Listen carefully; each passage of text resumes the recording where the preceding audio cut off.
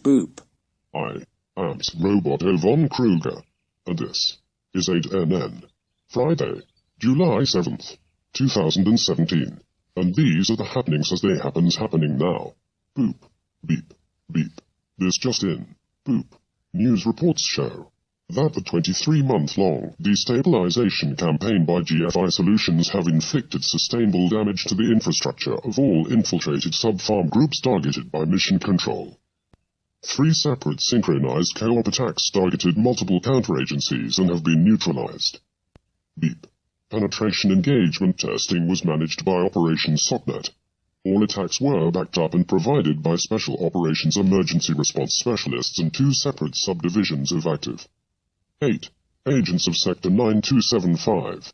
Another Spec Op unit by the name Bravo 9 at Tango 6 performed overwatch and provided communications intel throughout. Boop.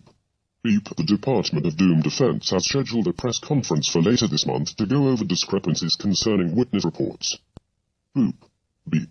That's all for now. As always, I am Roboto von Kruger, and this has been 8NN.